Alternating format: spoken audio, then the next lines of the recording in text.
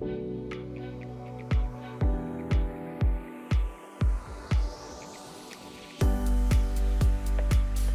tout le monde, Patrick Sébastien ici, coach de performance pour le golf chez FGA.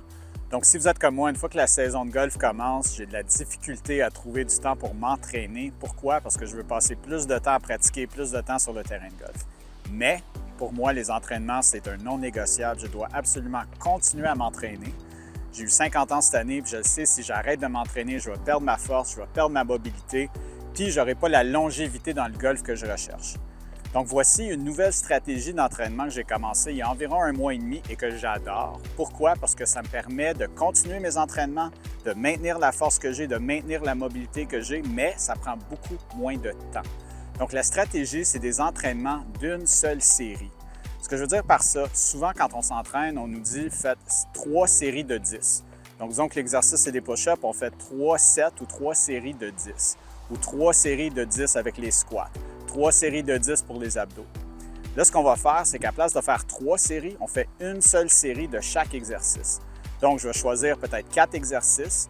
Je fais une série de chaque jusqu'à mon maximum.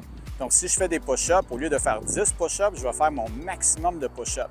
Quand je dis maximum, je n'ai pas le goût de m'écrouler à terre à mon dernier, mais je veux que le dernier soit difficile. Fait que pour moi, c'est peut-être une vingtaine. Ensuite, je vais faire un exercice comme des squats. Je vais en faire 20, 25, 30. Après ça, je vais faire un exercice où que je tire pour travailler les muscles du dos. Puis finalement, je vais faire un exercice pour les abdos, pour le corps. Puis en faisant ça, ça me permet de faire un entraînement complet en 15 minutes maximum. Donc, j'ai moins d'excuses. Je ne suis pas obligé de trouver 1 heure ou 2 heures pour m'entraîner. Si j'ai juste 20 minutes, je peux faire un exercice, un entraînement d'une seule série. Puis, je vais avoir les résultats que je recherche qui sont de maintenir ma force et de maintenir ma mobilité, surtout durant la saison de golf. Je trouve aussi que cette approche-là, c'est bon pour les deux côtés de la médaille. Donc, si tu as quelqu'un comme vous qui vous entraînez déjà, puis que vous êtes déjà dans une bonne forme physique, ça va vous permettre de justement maintenir la forme que vous avez, maintenir la mobilité que vous avez déjà. Ou si vous êtes quelqu'un qui ne vous entraînez pas et que vous voulez commencer les entraînements, des fois, c'est plus facile de trouver 15 minutes puis de commencer avec des entraînements d'une seule série au lieu de penser qu'il faut absolument s'entraîner pendant 1 heure, ce qui n'est pas vrai. C'est sûr que 15 minutes d'entraînement, ça ne vous donnera peut-être pas les mêmes résultats qu'un entraînement d'1 heure, mais c'est une bonne place pour commencer. Ou comme j'ai dit, si vous êtes déjà quand même assez fort, assez mobile, c'est une belle façon de maintenir ce que vous avez déjà. Donc, voici un exemple d'un de mes entraînements d'une seule série que vous pouvez essayer à la maison. Donc, le premier exercice pour mon entraînement, c'est les push-ups. Les push-ups, je pense que tout le monde sait c'est quoi. Mais il y a différentes façons de les faire. Il faut commencer avec des push-ups plus traditionnels. Fait qu'à peu près la largeur des épaules pour les mains. Je me mets dans une belle position de planche. Je descends, puis je remonte. Si pour vous, les push-ups, c'est vraiment difficile, ce qui est le cas pour certaines personnes, je le sais, ce que vous faites, essayez d'en faire le plus possible dans cette position-ci. Puis une fois que vous êtes plus capable, là, laissez tomber les genoux, puis continuez jusqu'à temps que vous frappez votre maximum. OK? Fait que peut-être que vous en faites 5 de la façon normale, puis là, 5 sur les genoux pour un total de 10. Puis tranquillement, vous allez voir que, peut-être que vous êtes capable d'en faire plus avant d'aller aux genoux. OK? Donc ça, c'est les push-ups. Bon, un exercice pour les jambes qu'on peut faire dans nos entraînements d'une seule série, c'est des squats. Pour les squats, je vais vous donner 2 versions. Vous pouvez faire des squats très normales. Vous descendez ici, puis vous remontez. Ce qui est bon pour les squats, pour un élan de golf, c'est que ça va travailler les fessiers, qui sont super importants. Ça aide aussi avec l'équilibre. Ça aide aussi avec la force verticale, qui est la partie de l'élan où on va générer beaucoup de la puissance. Fait que d'avoir des bonnes jambes fortes, c'est super important. Une deuxième version que vous pouvez essayer, c'est quand vous arrivez en haut ici, vous pouvez monter sur la pointe des pieds. Fait que c'est comme le début d'un élan pour la force verticale. C'est le début d'un saut.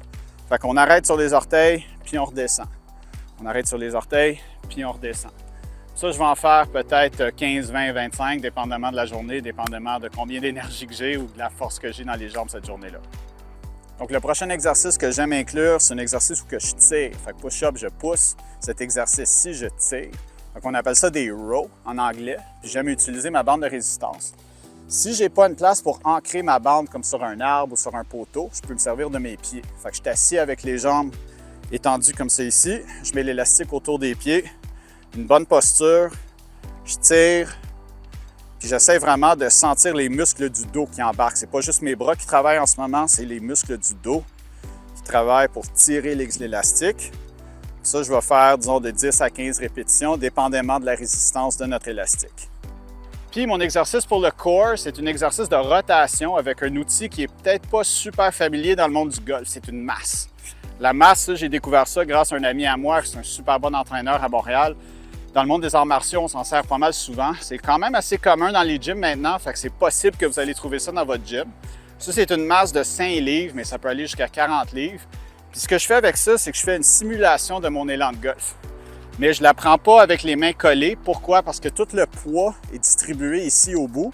Fait que quand je fais ça ici, je trouve ça très difficile à tenir. Fait que je vais séparer mes mains.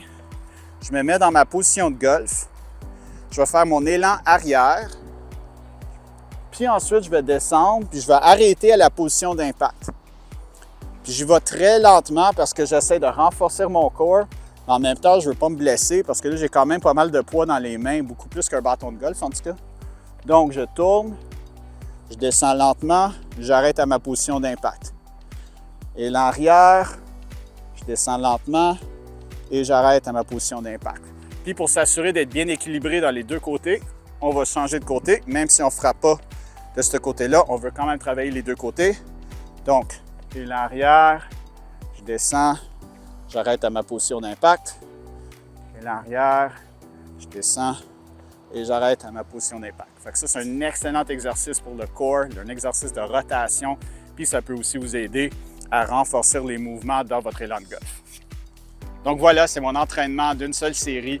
Comme je vous dis, c'est super facile, ça prend pas beaucoup de temps. Comme là, j'ai pris 5 minutes pour me réchauffer, 15 minutes à peu près pour faire les 4 exercices, ce qui veut dire 20 minutes total, ce qui me laisse après du temps pour méditer. Fait que je fais ma méditation tout de suite après de 10 à 20 minutes, dépendamment de combien de temps que j'ai. Fait que de 30 à 40 minutes, puis j'ai fait un entraînement et j'ai fait une session de méditation, ce qui veut dire que quand je pars au terrain de golf tantôt, je le sais que j'ai fait mon entraînement, je le sais que j'ai fait ma méditation, puis là, je peux me concentrer sur mon golf, mais je ne sacrifie pas ma force et ma mobilité pour le golf. Ça, je trouve que c'est super important, surtout quand on devient plus vieux. Il faut garder la force qu'on a, il faut garder la mobilité qu'on a. Puis en même temps, c'est une activation physique, c'est une activation mentale. On se sent mieux sur le terrain de golf, puis le plus important, on va mieux performer sur le terrain de golf. Donc, si vous avez des questions, n'hésitez pas. Passez une super bonne journée et bon golf.